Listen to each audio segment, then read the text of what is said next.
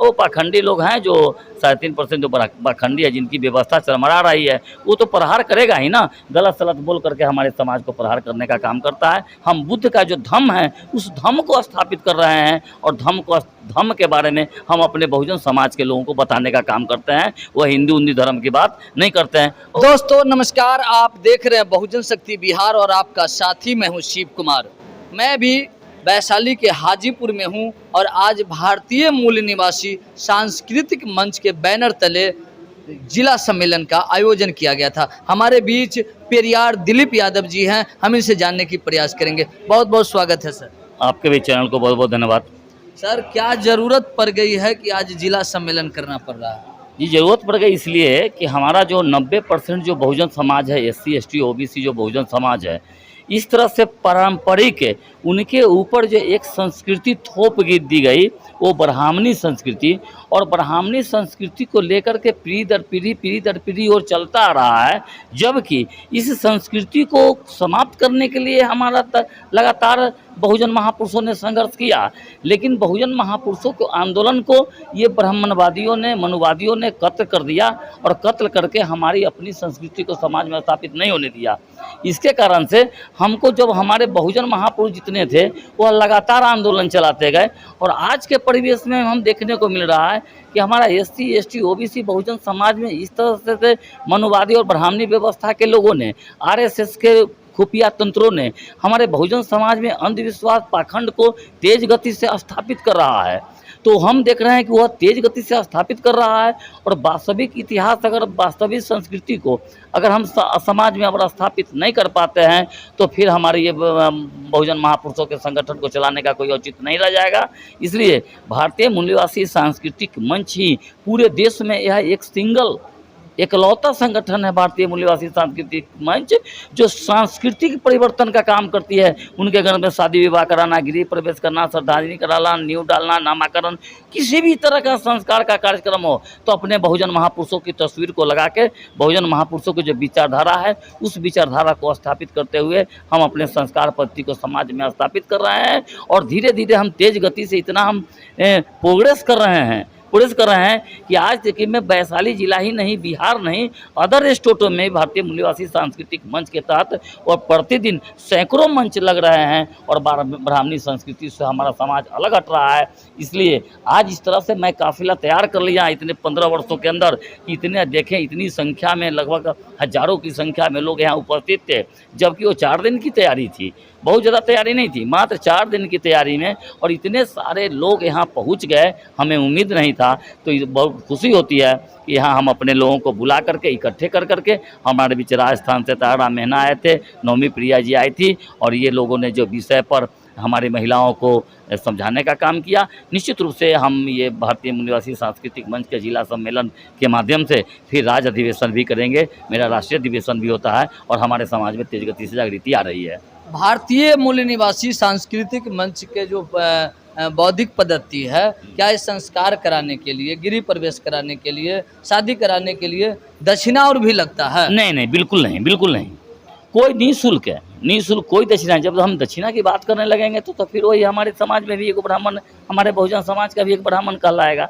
हमारे में कोई नहीं, निःशुल्क है। हमारे जितने भी जिला से लोग आते हैं, चाहे वो 20-30 किलोमीटर, 40 किलोमीटर से आते हैं, ये अपना तेल जला के आते हैं, अपना खर्चा करके आते हैं, और आकर के तो हम उस संस्कार पद्धति को कराते हैं। क्योंकि शादी में जो ब्राह्मणवादी व्यवस्था है, हिंदू धर्म है, उसमें जितना विध होता है सब में दक्षिणा होता है।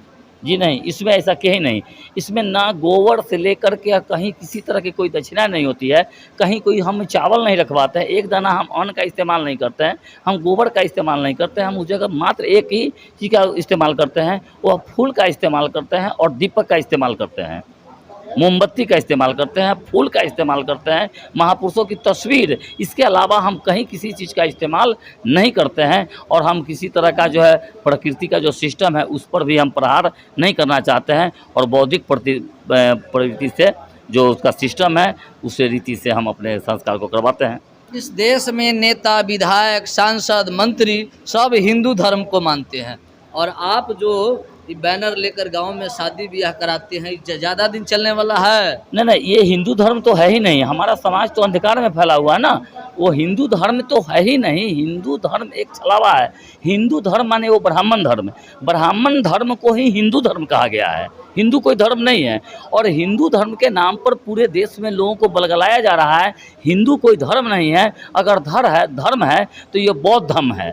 बौद्ध धर्म नहीं है, बौद्ध धर्म है। और मानवता के प्रतीक है। ये नैतिकता है इसके अंदर, मोरलिटी है इनके अंदर।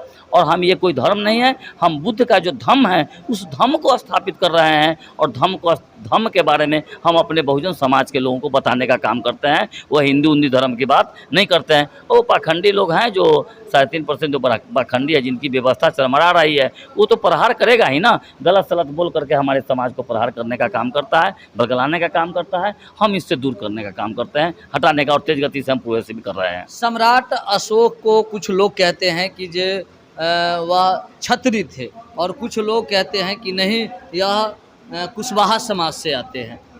नहीं नहीं, कौन? कुछ लोग कहते हैं कि वो क्षत्रिय थे, सम्राट, और कुछ लोग कहते हैं कुशवाहा समाज से। सबसे पहले मैंने जो है आप ये बता दें कि वो न क्षत्रिय थे न कुशवाहा, वो भारत के मूल निवासी थे।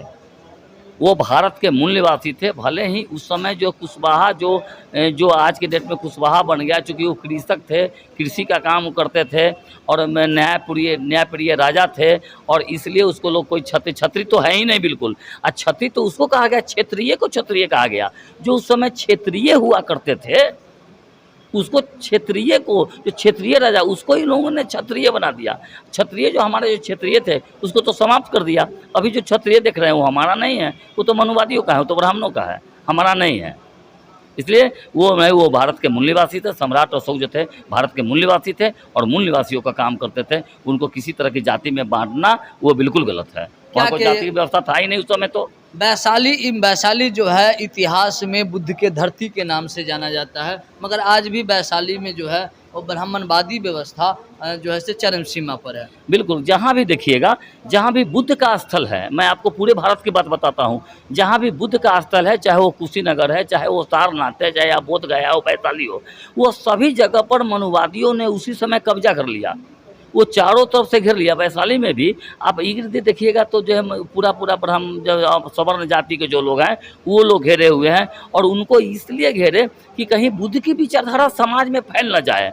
अगर बुद्ध की विचारधारा अगर समाज में चला गया तो उनका अंधविश्वासी पाखंडी जो व्यवस्था है, सवर्णों की जो अपनी व्यवस्था है, वह समाज में स्थापित नहीं हो पाएगा। जो झूठ फरेब की व्यवस्था है समाज में स्थापित नहीं हो पाएगा। इसलिए उन्हें बुद्ध की जगह पर वैशाली की जो धरती है, वैशाली की धरती को कैप्चर करने का काम किया। कैप्चर करके और वहाँ पर जो है तरह तरह के उनके काल्पनिक देवी देवता को बैठा के हमारे समाज को, चूँकि वो सत्ता उन्हीं के हाथ में है, सारा कुछ जो सत्ता से संस्कृति डेवलप होती है तो सत्ता उन्हीं के पास है। और विधायिका, कार्यपालिका, न्यायपालिका सारा का सारा कब्जा वही कर लिए हैं। इसलिए उसका गलत इस्तेमाल करते हैं, और इस्तेमाल करते हुए उस जगह को जो है वो कब्जा करके रखे हुए हैं। हमारे बुद्ध को विचारधारा को कत्ल करने का काम करते हैं। लेकिन बुद्ध की विचारधारा को कत्ल कैसे कर पाएगा?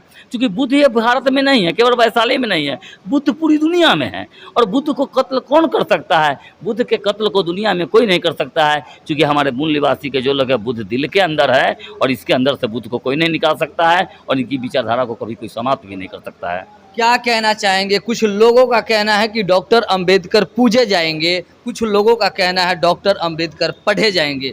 आपकी क्या प्रतिक्रिया? देखिए, मैं डॉक्टर अंबेडकर ने कहा है कि मैं मूर्तियों में नहीं हूँ, मैं किताबों में हूँ। मैं मूर्तियों में नहीं हूँ, मैं किताबों में हूँ। अभी इस देश के अंदर बाबा साहेब को जगह जगह मूर्ति बना करके और वो पूजवाने का काम कर रहा है। पूजवाने का काम इसलिए कर रहा है ताकि ये बहुजन समाज जो उसको देवता बना लेगा, भगवान बना लेगा, पूजना शुरू करेगा तो उनकी विचारधारा से अलग हट जाएगा, विचारधारा को नहीं मानेगा, तो हम उसकी जो षड्यंत्र वो सफल हो जाएगा। इसलिए बाबा साहब के मूर्ति को पूजने की ज़रूरत नहीं है, उनको पूजा करने की ज़रूरत नहीं है। बाबा साहब का जो विचारधारा है उसको, विचारधारा को अपने परिवार में, अपने समाज में स्थापित करने की ज़रूरत है। उनको कहीं पूजने की ज़रूरत नहीं है, कहीं मूर्तियों में खोजने की ज़रूरत नहीं है बाबा साहब को। आज जो है भारत में, बिहार में अधिकतर लोग जय भीम तो बोलते हैं, मगर यहाँ पर दो विचार आता है, एक बाबा साहब को जानने वाले और एक बाबा साहब के विचारों को जानने वाले। नहीं, तो यहाँ जो बाबा साहब के विचारों को जो जानने वाले हैं, जो बाबा साहब के विचारों को जो अपने पर जो अमल करते हैं, जो अपने परिवार में स्थापित किए हुए हैं, वह जय भीम बोल करके वह नारा लगाने का काम नहीं करते हैं। लेकिन ये मनुवादियों का एक षड्यंत्र है। मनुवादी खुश होता है जब हमारे कुछ लोग अभी जय भीम भीम आर्मी के कुछ हमारे जो साथी हैं, वो एक दल बना लिया भीम आर्मी का, जय भीम जय भीम जय भीम जय भीम बोलता है। लेकिन उससे सवर्ण जो है वो खुश होता है। खुश इसलिए होता है, ये सिर्फ जय भीम बोलता है, कम से कम विचारधारा को तो स्थापित नहीं कर रहा है। उसको डर इस बात है। आप हमारे गांव में देखेंगे, हमारे इलाके में देखेंगे, कहीं भी आप चाहे जितना भी जय भीम बोल लीजिए, चाहे जितना भी उनका जुलूस निकाल लीजिए, वो सवर्ण नाखुश नहीं होता है। सवर्ण खुश होता है। खुश इसलिए होता है कि केवल ये जय जयकार करके रह जाएगा। डर तब लगता है जब ये बाबा साहब के विचारों को जब हम घर में स्थापित करते हैं, तब उसका कलेजा फटता है कि अरे जुल्म हो गया, क्योंकि बाबा साहब की विचारधारा को स्थापित कर लिया, इसलिए उसको कलेजा फटने लगता है। और डर उसको उस बात से है, बाबा साहब जय भीम बोलने से उसको डर नहीं है। एक आखिरी सवाल है आपसे। सवाल यह है कि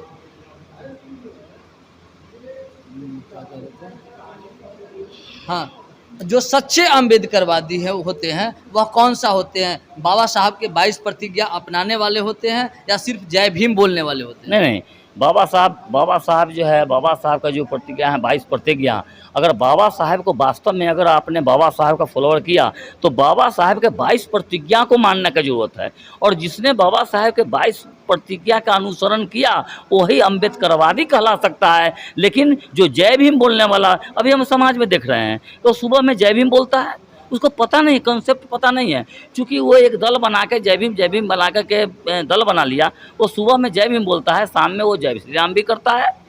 वो सुबह में जो है वो जय भीम बोलता है, और वही देखते हैं कभी कभी जब हम लगातार नज़रों से देख रहे हैं, जो जय भीम बोल रहा है वही कांवड़ लेके भी जा रहा है। जो जय भीम बोल रहा है वो सरस्वती पूजा का चंदा भी वसूल रहा है। जो जय भीम बोल रहा है वो नवरात्रा भी कर रहा है।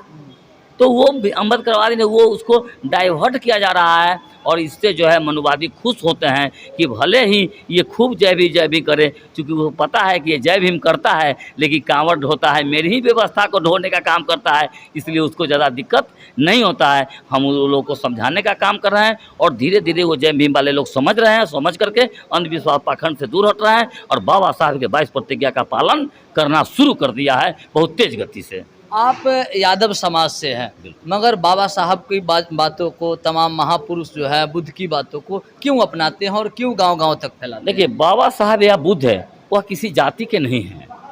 बाबा साहब का आंदोलन वो किसी जाति के खिलाफ नहीं था। अगर किसी सवर्ण ने अगर कहा है कि वो मेरे खिलाफ है, तो बाबा साहब का विचारधारा कहीं किसी सवर्ण के खिलाफ नहीं था।